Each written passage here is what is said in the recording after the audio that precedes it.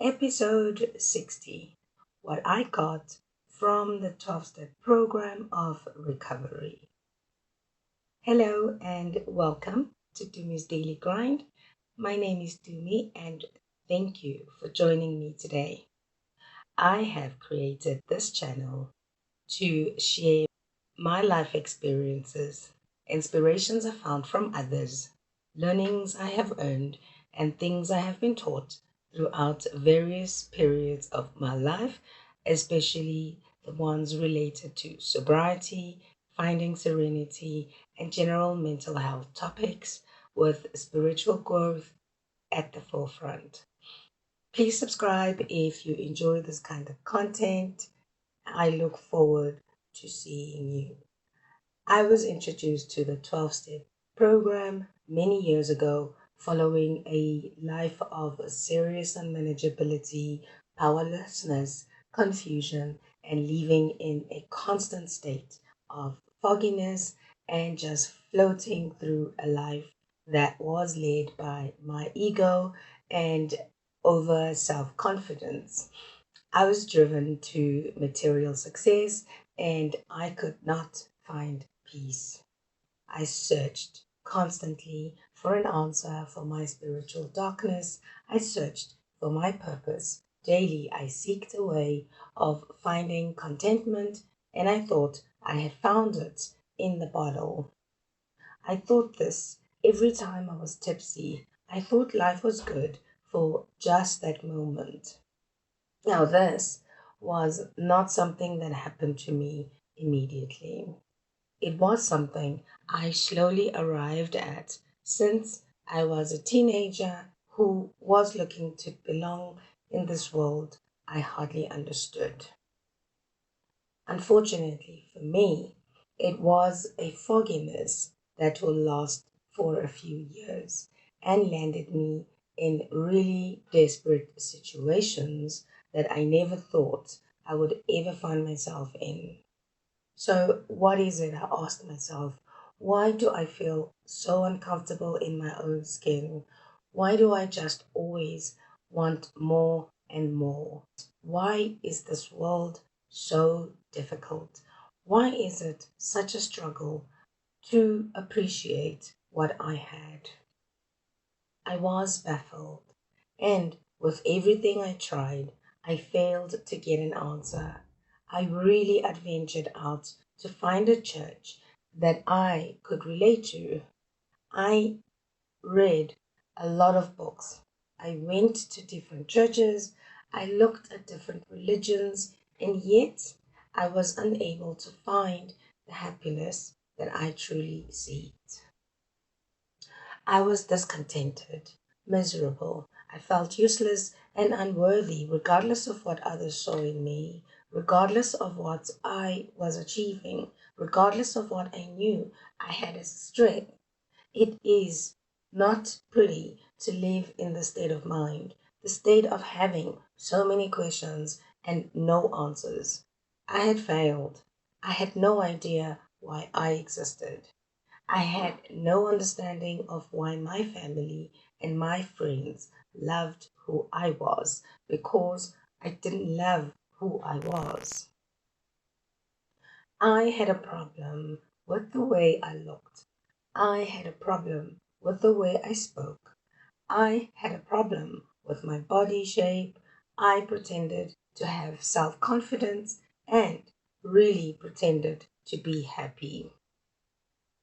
I tried very hard to show the world what I felt was acceptable for people to see, and I hid my inner turmoil from all others.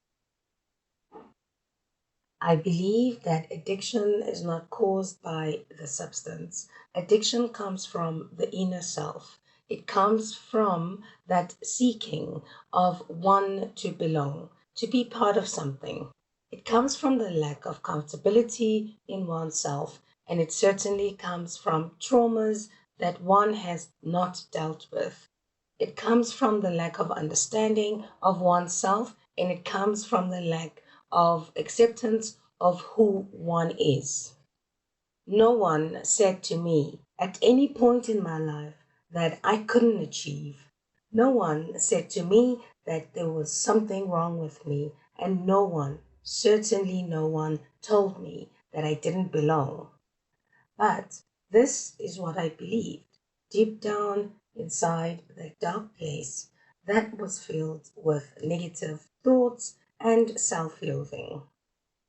I lacked understanding and I blamed the external circumstances for my confusion. I watched myself suffer, suffering of the unknown. I wasn't able to explain my condition and why I was feeling so lost. The suffering was intense, and no matter what I did, I just was unable to find the solution. So I went back to what I thought made me feel better at whatever opportunity I found. I had a loving family, I had friends, I have always had people who cared about me. I had so many positive things happening for me, but these were never enough. I felt that I did not deserve the accolades. I felt fake, I felt I was mismatched, and I always felt there was something better than what and where I found myself at every point in my life. Now, something happened that caused a string of events to take place. The string of events that landed me in a cell for the weekend. Something unplanned and something I thought I would never go through at any point in my life. But I was there. I was there because of my decisions. The decisions that had no other conclusion but to be placed in that place. My lack of self understanding caused my inflated ego and overconfidence. I was entitled when I was under the influence. I was obnoxious, unbearable, and really disrespectful, while I thought I was the be all and the end all. There had to be a better way. There was no way that life could be that miserable forever. There was no way that I would be stuck in the hell of my own making, the internal hell that was self created. Why were others so happy? Why were others so serene and content? How was the rest of the world able to appreciate what they had? What was wrong with me? I found the solution, but it was not easy. Just like my misery was a lifetime in the making, the solution would be a lifetime in the making. For me to be able to get rid of this darkness and fog, I had to be willing, I had to be open minded and let the ones who recovered guide me through what they had done to find their heaven on earth. I did not believe at first that there was a solution. I did not believe that I could get out of the hell that I was in, but there was. I was guided toward this by a mental health professional who said to me that the only way I could find what I needed was among people who once were in my shoes. And she told me exactly where to find these people. She said to me that they had found a solution and I might be able to find help. In desperation, I went and I was welcomed in with open arms. They were so open and willing to share with me how they were doing it slowly and getting out of their misery and finding self worth, finding a life worth living. And so I joined. I was guided through, but I didn't get it right away. It took a while until I was able to accept that this was who I was. I had to identify that this was who I had become, and this is where I could find a way out. And so I did, unwillingly at first, suspicious of what I saw, what I heard, and what I read. It cannot be that simple, not easy, but simple. And this program could only help me if I am willing to accept and be open minded enough to these suggestions that they gave to me. I accepted. I admitted my powerlessness. I admitted that my life was filled with inner chaos and was very unmanageable. It was done, and I was on my way. I found abstinence. I found that fog was slowly disappearing. I kept going back. I kept listening. I did what they suggested eventually. With every step that I took, life became better.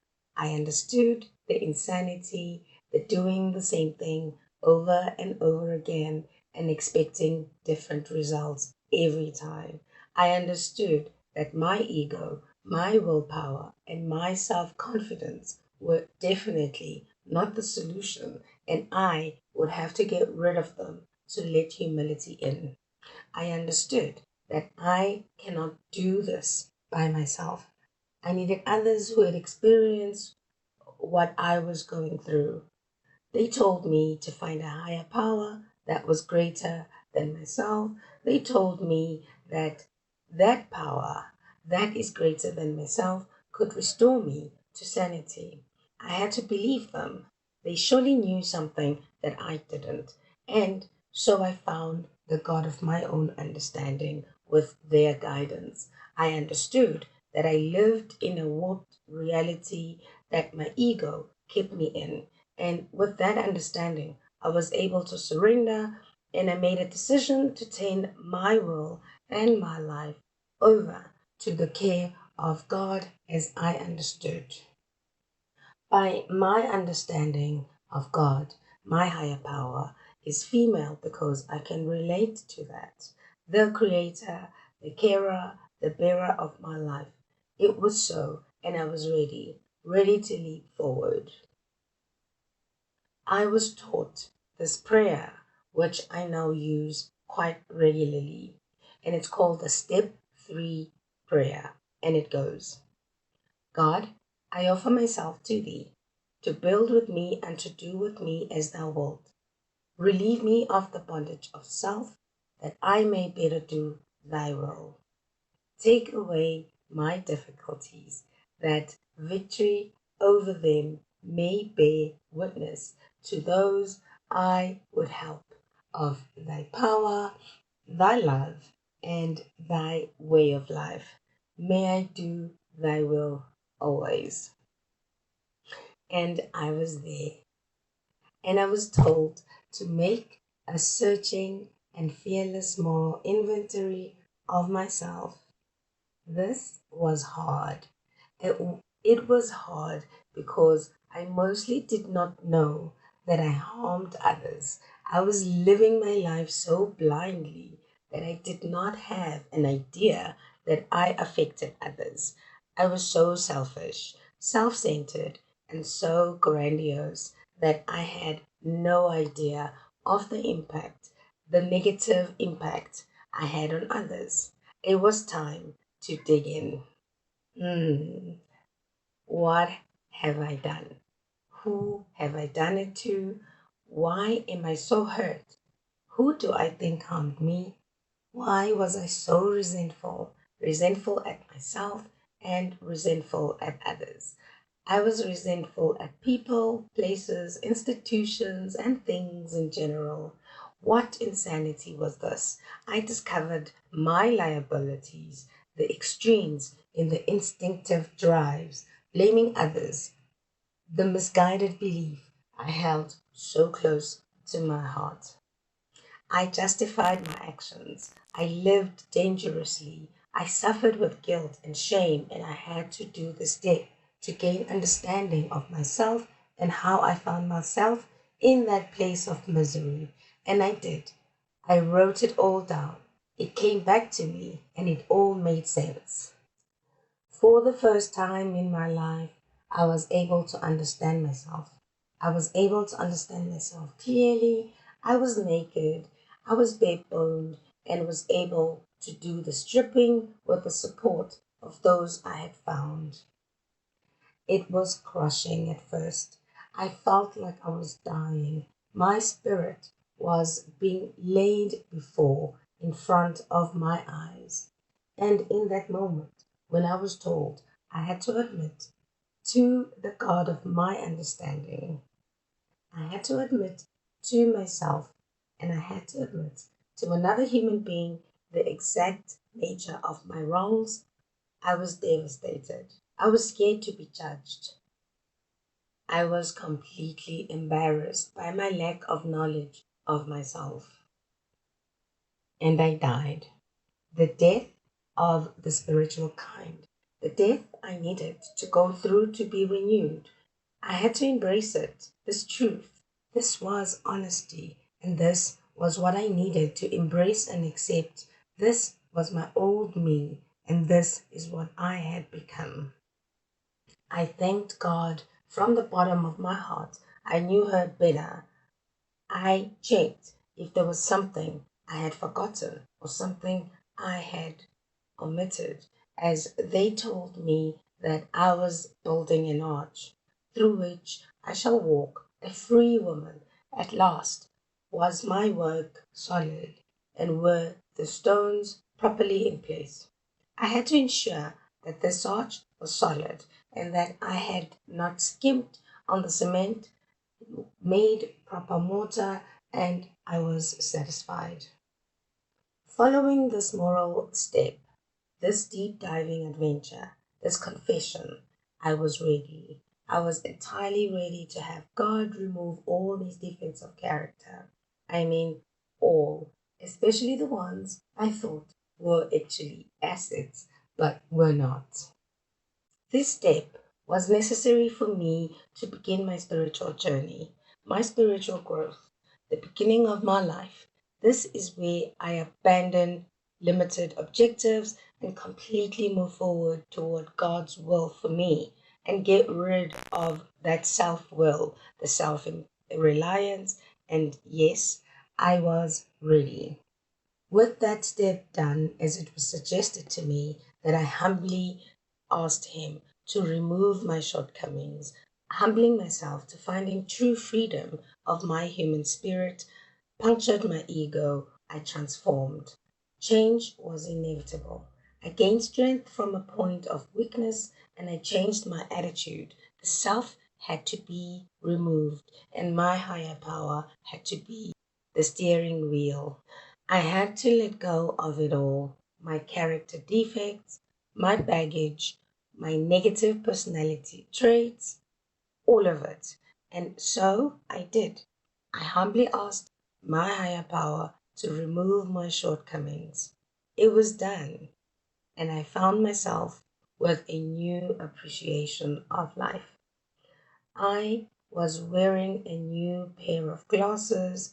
I could finally see how precious my life really was. It was clear, without grandiosity, without ego. I was on cloud nine. The wonderful feeling that I received from completely letting go and moving out of my head. My hell was gone. And it was suggested that I pray. Pray something like this: My Creator, I am now willing that you should have all of me, good and bad. I pray that you now remove from me every single defect of character which stands in the way of my usefulness to you and to my fellows. Grant me strength as I go from here to do your bidding. Amen. I had completed step 7 and needed more action, without which I was told and believed faith without works is dead. The self appraisal was done, and it was time to repair the damage done in the past, get rid of the dirt I had accumulated in the past. When I lived on self-will, I agreed in the beginning that I was willing to do whatever it takes, go to any lengths for victory over this pain I experienced due to my substance abuse. I made a list, the list of people I had harmed, the people I discovered in the fourth step, the ones I resented, the ones I harmed, the ones I feared. I was told, it was suggested that I was ready to do the step. Made a list of all persons I had harmed and became willing to make amends to them all. Step 9. Made direct amends to such people wherever possible, except when to do so will injure them or others. What? So this must be done. The fear came back. The ego was trying very hard to return, and my self-righteousness was starting to show its ugly head. Then I had to remember the steps, and specifically step 7. I had to humble myself. I had to go back and do the 7-step prayer again. I had to overcome and do the step. Otherwise, I wouldn't get well. I would find myself back into oblivion, that internal hell, and I soldiered on. I faced my fears and made the amends. Where I could and where I couldn't, I prayed. I wrote it all down on a piece of paper and I burnt it. It was done, and my mind was tranquil, and I had to have a good judgment. I had to understand that I could not scratch old wounds of others. I could not injure them while seeking to make amends. The personal relations and learning to live once again with others and begin to end the isolation of the past. All I could do now was to completely trust the process, as by this time I was in for a year or so and it was working. The desire to drown my sorrows was removed. I was a new person, and I also had to understand that this was my journey, and I could not expect others to jump on board just because I was getting well. I had to fit myself to be of maximum service to God and the people around me. I had to be careful not to be branded as a fanatic and do this with caution. I was not so keen to admit my faults, but understood the benefits of thoroughness, being kind to myself and being kind to others. I had to do it without any criticism or argument with others. I was there to sweep my side of the street. It was done. I was not selfish, I was not self centered, and I made calculated decisions and had the courage to make these amends. And I was ready to take the consequences of my past actions, take responsibility for my part, and be willing to forgive those that had harmed me, especially when I was not in any control of their actions. It was hard, it was really hard, but forgiveness is vital to spiritual growth. Yes, I was no longer under the influence of substances. I was awake, I was aware, I was clean, I was sober, and was doing what was required. The required steps to attain and keep my sobriety. I listened to others, I heard them speak, I did what was suggested to me, and I could see the promises that they made come to fruition. I was told that if we were painstaking about this phase of our development, we will be amazed before we are halfway through. We were going to know a new freedom and a new happiness. We will not regret the past, nor wish to shut the door on it. We will comprehend the word serenity and we will know peace. no matter how far down the scale we have gone, we will see how our experience can benefit others. That feeling of uselessness and self pity will disappear. We will lose interest in selfish things and gain interest in our fellows. Self seeking will slip away. Our whole attitude and outlook on life will change. Fear of people and of economic insecurities will leave us. We will intuitively know how to handle situations which used to baffle us. We will suddenly realize that God is doing for us what we could not do for ourselves. And then they ask, are these extravagant promises? We think not. They are being fulfilled amongst us. Sometimes quickly, sometimes slowly. They will always materialize if we work for them.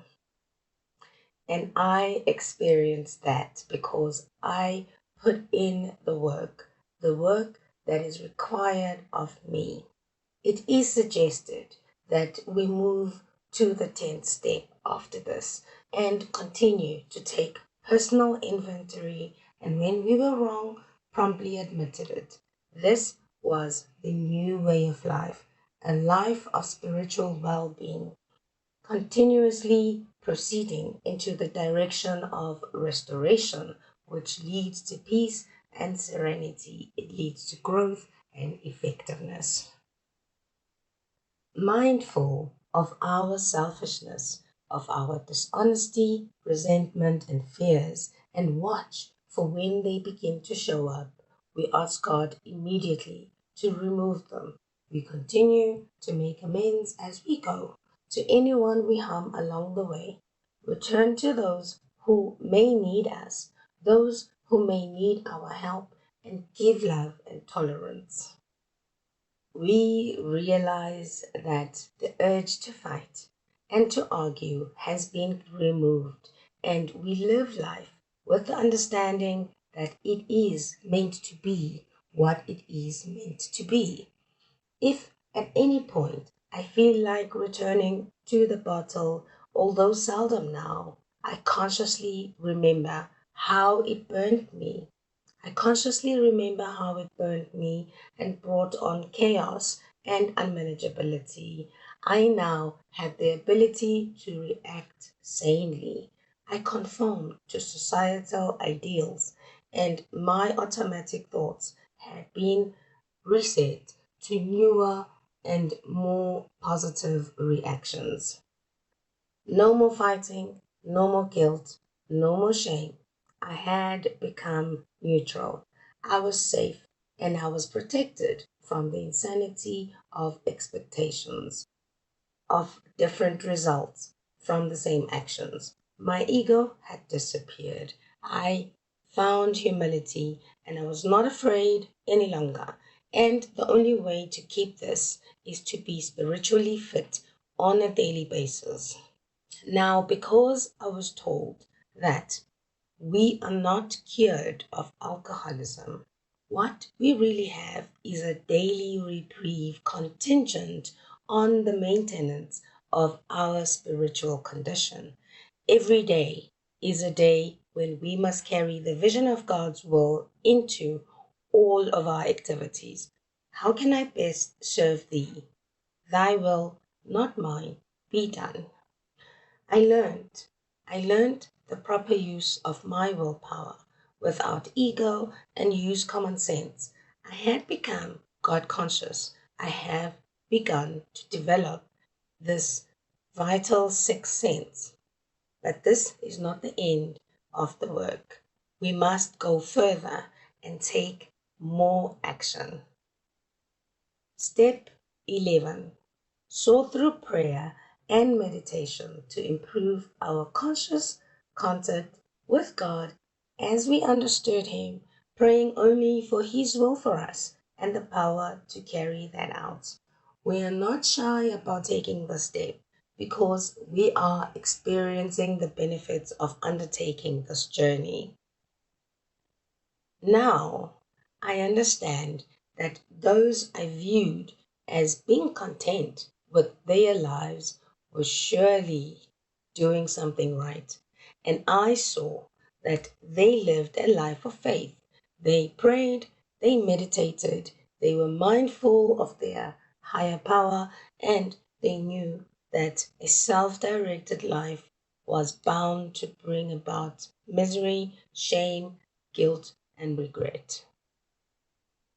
With the proper attitude, I know this works. I review my day, each day, every day, as it is suggested. I have not kept this up as often as it was suggested to me. Because I sometimes allow laziness to engulf me. But I know how important it is to keep this up on a daily basis. I have to constructively review my day. Was I selfish? Was I resentful? Was I dishonest? Or was I afraid at any point during the day? Have I kept something to myself which I should discuss with someone immediately? Was I kind? Was I loving toward all? Was I thinking of myself most of the time? Did I think about what I could do for others during the day? And once these questions are answered, honestly, I was told to then ask God to forgive me and show me what she will have me do to take the corrective measures. Then, when I wake up the next morning, I think about the day that is to follow. I consider my plans and ask God to direct my thinking, removing me from self pity, dishonest, and self seeking motives. Focus on my intention and ensure that I carry myself with dignity and remain kind to everyone. I also ask God for inspiration, for intuition, and capable decision making. I can then relax and take it easy without struggle and receive the answers that I seek. I am careful to pray for others and not pray for selfish ends. They say that if possible, it is suggested that I go back to church, go back to a religious denomination if I belong to one, and practice our morning and evening prayers as prescribed. If not, we find prayers that we may use for this purpose, prayers that match the principles we have learned about in the steps that we took and recite them daily. As we now know that religious people are right and their way works for us, we make use of what they have to offer. When required during the day, we quietly say, Thy will be done. This allows us to be better capable to deal with excitement, fear, anger, worry, self pity, and foolish decision making. And therefore, we become more efficient, more energetic as we no longer burn out energy on foolish, unnecessary things. It works. It really does. And finally, we take even more action because faith without works is dead. The 12th step. The 12th and final suggestion requires us to carry the message to others, the ones who are still suffering, as we know we can help when no one else can. We can show another how we came to find ourselves free from the chains that had us in a bind. We do this by sharing our experience, sharing our strength, and sharing how we found the hope in hopelessness, how we received the way to recover from the hopeless state of mind and body, and we continue to serve. It is not a problem until we admit that it is a problem. And once we accept the problem, we then open the path to finding the solution to that problem. We listen with open mindedness and take suggestions that are freely given to us. And if we work the 12-step program as suggested, we do recover. And we start the action of working with others, and we give back without expectation of recognition or of reward, as we have found the freedom and the happiness we so desperately needed. And I quote, "After all, our problems were of our own making. Bottles were only a symbol. Besides, we stopped fighting anybody or anything. We have to. First things first, live and let live, and easy does it." A vision for you. I take this excerpt from the last two paragraphs of the chapter called A Vision for You, found on page 164 of the big book, Alcoholics Anonymous, the fourth edition, the basic text, the program of recovery. And it says, "Our book is meant to be suggestive only. We realize we know only a little. God will only disclose more to you and to us. Ask Him in your morning meditation what you can do each day for the man who is still sick. The answers will come if your own house is in order. But obviously, you cannot transmit something you haven't got.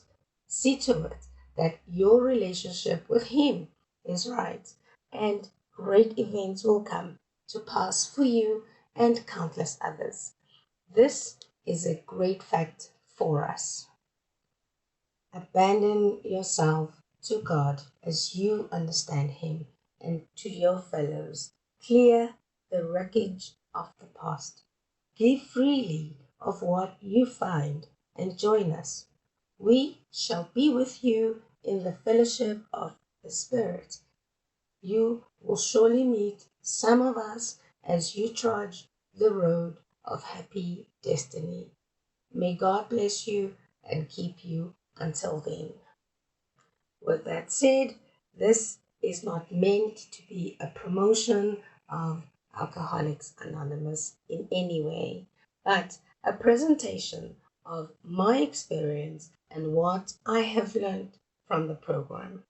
I have included some useful links which can be found in the description of this video. This episode and I have no affiliation whatsoever to Alcoholics Anonymous and nor a representation of Alcoholics Anonymous. It is purely based on my understanding of the 12-step program. Please do note that all quoted material has been recited from Alcoholics Anonymous literature from various pages, various paragraphs of the basic text.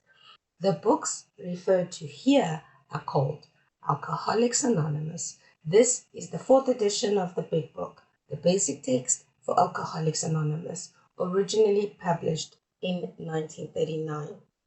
The second book used for this episode is called The 12 Steps and 12 Traditions, which was first printed in 1953.